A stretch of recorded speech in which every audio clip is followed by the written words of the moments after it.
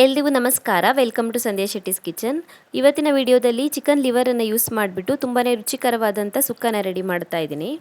ನಾನಿಲ್ಲಿ ಅರ್ಧ kg ಆಗೋಷ್ಟು ಚಿಕನ್ ಲಿವರನ್ನು ತೊಗೊಂಡಿದ್ದೀನಿ. ಮಟನ್ ಲಿವರಿಂದನೂ ಕೂಡ ಇದೇ ರೀತಿಯಾಗಿ ಸುಕ್ಕನ ಪ್ರಿಪೇರ್ ಮಾಡ್ಬೋದು.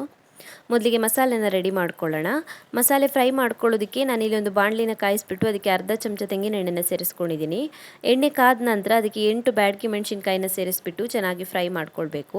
3 ನಿಮಿಷದವರೆಗೂ ಚೆನ್ನಾಗಿ ಫ್ರೈ ಮಾಡ್ಕೊಳ್ಳಿ ಮೆಣಸಿನ್ಕಾಯಿನ.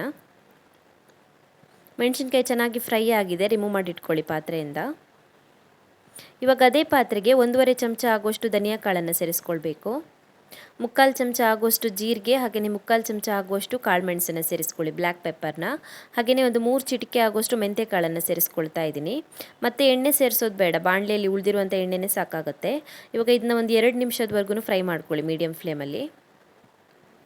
ಮಸಾಲೆ ಐಟಮ್ಸ್ ಎಲ್ಲ ಫ್ರೈ ಆಗಿ ಪೂರ್ತಿಯಾಗಿ ತಣದ ನಂತರ ಅದಕ್ಕೆ ಒಂದು ಚಿಕ್ಕ ಪೀಸ್ ಆಗುವಷ್ಟು ಹುಣಸೆ ಹಣ್ಣನ್ನು ಸೇರಿಸ್ಕೊಳ್ತಾ ಇದ್ದೀನಿ ರುಬ್ಕೊಳ್ಳೋದಕ್ಕೆ.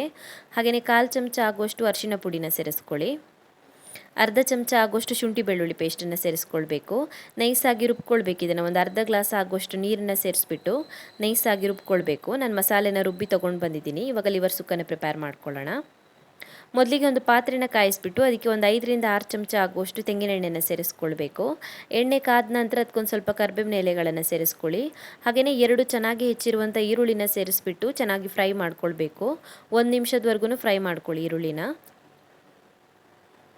ಈರುಳ್ಳಿ ಚೆನ್ನಾಗಿ ಫ್ರೈ ಆಗಿದೆ. ಇವಾಗ ಇದಕ್ಕೆ ಲಿವರನ್ನು ಸೇರಿಸ್ಕೊಳ್ಳೋಣ. ರುಚಿಗೆ ತಕ್ಕಷ್ಟು ಉಪ್ಪನ್ನು ಸೇರಿಸ್ಕೊಳ್ಳಿ. 2ರಿಂದ 3 ಚಿಟಿಕೆ ಆಗೋಷ್ಟು ಅರಿಶಿನ ಪುಡಿನ ಸೇರಿಸ್ಬಿಟ್ಟು ಚೆನ್ನಾಗಿ ಮಿಕ್ಸ್ ಮಾಡ್ಕೊಳ್ಳಿ.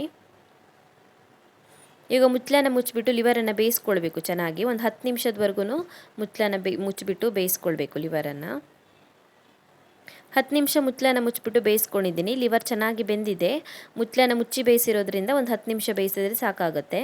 ಇವಾಗ ಇದಕ್ಕೆ ಒಂದು ಪ್ಲೇಟ್ ಆಗುವಷ್ಟು ತೆಂಗಿನಕಾಯಿ ತುರಿನ ಸೇರಿಸ್ಕೊಂಡಿದ್ದೀನಿ. ಮೀಡಿಯಮ್ ಸೈಜ್ನ ತೆಂಗಿನಕಾಯಲ್ಲಿ ಅರ್ಧ ತೆಂಗಿನಕಾಯಿನ ತುರಿದ್ಬಿಟ್ಟು ಅದರ ತುರಿನ ಸೇರಿಸ್ಕೊಂಡಿದ್ದೀನಿ. ಚೆನ್ನಾಗಿ ಮಿಕ್ಸ್ ಮಾಡಿಬಿಟ್ಟು ಮುಚ್ಚಳನ ಮುಚ್ಚಿಬಿಟ್ಟು ಮತ್ತೆ ಒಂದು 2 ನಿಮಿಷದವರೆಗೂ ಬೇಯಿಸ್ಕೊಳ್ಬೇಕು ಲಿವರನ್ನು ತೆಂಗಿನಕಾಯಿ ತುರಿ ಜೊತೆಗೆ. 2 ನಿಮಿಷ ಮುಚ್ಚಳನ ಮುಚ್ಚಿಬಿಟ್ಟು ಬೇಯಿಸ್ಕೊಂಡಿದ್ದೀನಿ. ಇವಾಗ ಇದಕ್ಕೆ ನಾವು ಆಲ್ರೆಡಿ ರುಬ್ಬಿ ರೆಡಿ ಮಾಡಿ ಇಟ್ಕೊಂಡಿರುವಂಥ ಮಸಾಲೆನ ಸೇರಿಸ್ಕೊಳ್ಳೋಣ. ಪೂರ್ತಿ ಮಸಾಲೆನ ಸೇರಿಸ್ಕೊಳ್ಳಿ. ಚೆನ್ನಾಗಿ ಮಿಕ್ಸ್ ಮಾಡ್ಕೊಳ್ಳಿ.